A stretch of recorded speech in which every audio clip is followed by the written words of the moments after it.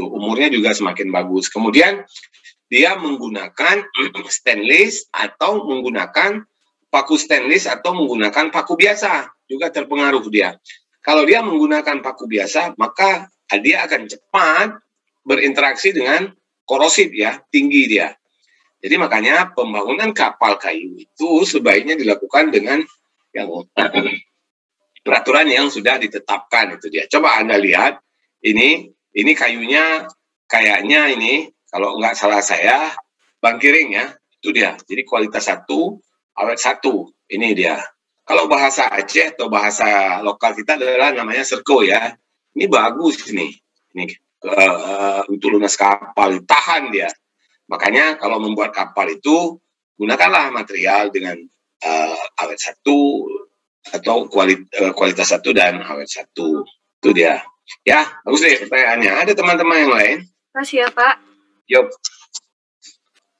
Ada lagi? Saya ingin bertanya, Pak. Boleh. Oke, Kevin, silakan. Kalau untuk perbaikan pada papan lambungnya, Pak, itu untuk kapal kayu ini apa dibongkar semua atau bisa satu papan aja gitu yang dipasang? Oke, bagus perbaikannya. Ya. Jadi yang pertama, repair kapal itu. Kalau kapal-kapal baru itu repair besarnya itu terjadi pada tahun kedua. Sedangkan repair biasa itu hanya dilakukan repair di bulan ke-6 atau semesteran untuk melihat propulsi, propellernya segala macamnya ya, pengecatan dari terjadinya hama-hama teritip itu dia adik. Jadi di mana dan bahagian mana yang harus diganti, maka dilihat lagi dengan umur kayu yang kita pasang, itu dia. Makanya saya katakan tadi di pertama, menggunakanlah material kayu yang kualitas bagus. Kemudian waktu kita melakukan pemilihan material, jangan ada mata kayu, urat kayu juga dihindarkan ya. Kemudian kulit-kulitnya juga dihindarkan. Itu dia. Jadi semakin bagus material, maka umurnya itu semakin bagus juga atau semakin kuat kapal tersebut. Itu dia. Kalau kita mau ganti papan, misalnya ke papan lambung, biasanya ke papan lambung itu kalau kita lihat di galangan kapal tradisional kita adalah biasanya di draft airnya. Jadi di draft airnya itu adalah pakai seng itu dikelupas, kemudian diganti papan-papannya itu, termasuk dengan gading-gadingnya. Biasanya seperti itu dia adik ya. Jadi tergantung, kemudian di papan dek juga diganti. Jadi tergantung daripada pemakaian materialnya. Ya, semakin bagus material dipasang pada kapal, maka umur kapal itu juga semakin baik. Itu ya. Ya, kira-kira seperti itu Kevin ya. Ada yang lain dek?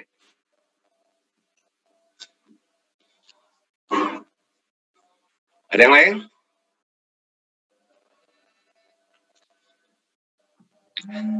Oke. Saya, Pak. Siapa? Oh iya, Iwan. Iwan di mana posisi? Di Banda Aceh atau di Medan dah? Di Banda, Pak. Oh, di Banda, belum pulang ya? Oke, silakan, Wan. Belum.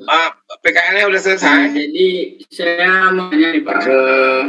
Untuk penyambungan bagian bodi kapal itu kan papan. Tidak tahu papan pun itu tipis kan? Kan itu gimana, Pak, penyambungannya? Bagus nggak penyambungannya itu? Atau nanti ada teknik lain agar menghindari kebocoran gitu, Pak? Gimana pertanyaannya, Wan? Iya, untuk penyambungan papan bagian dinding kapal, Pak. Luar, itu ya? bagaimana tekniknya, Pak? Tekniknya seperti saya bilang tadi kan, seperti pertanyaan si Rahayu barusan, bahwasanya apabila di urutan pertama itu pada gading-gading pertama sudah terjadi penyambungan, maka dia dihindari untuk penyambungannya di gading-gading pertama lagi. Jadi silang-silang deh dia. Kalau kita sudah terjadi penyambungan di gading-gading pertama, maka penyambungan yang kedua ya di bawah nomor pertama, bukan langsung ya, bukan lurus, tapi yang pertama ya. Kemudian di nomor 2 turun ke bawah, maka penyambungannya lebih bagus itu di gading-gading berikutnya. Jadi menyilang dia. Kalau dia semua di situ, kekuatan daripada papan ataupun konstruksinya itu nggak kuat. Itu dia. Paham ya Iwan ya? Maksudnya ya? Paham ya? Jadi silang dia. Jadi kalau sudah jumpa pertama di gading-gading pertama, maka pada saat penyambungan berikutnya adalah di gading-gading kedua. Dan seterusnya.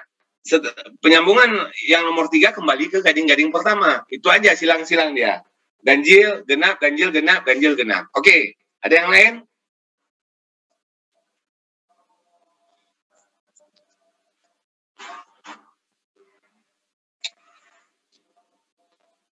Ini dia sambungan lunas kapal, jelas ya. Tadi saya tidak melihat slide-nya, saya hanya menceritakan. Ya, ini dia. Dan ini adalah balok mati yang seperti saya bilang tadi di awal. Ini dia bagaimana? Ini dia produksi. Bagaimana dia melihat segala macam. Ini dia. Mungkin ini adalah balok mati. Ini materialnya kalau nggak salah kalau saya lihat ini adalah alban atau laban ini. Tengok nih.